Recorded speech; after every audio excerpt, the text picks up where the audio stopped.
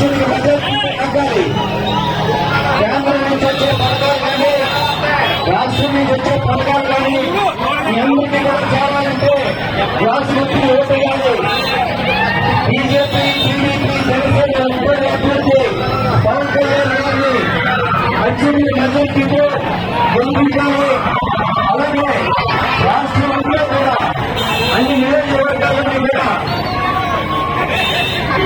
ఉమ్మడి అభ్యర్థులైన శాసనసభ్యులు కోసం కావచ్చు, అలాగే పార్లమెంట్కి దుర్గా ప్రధానమంత్రి కూడా మరొకసారి నమస్కారం తెలియజేస్తున్నాం. పవన్ కళ్యాణ్ గారిని తప్పకుండా అత్యంత మెజారిటీతో గెలిపించుకుని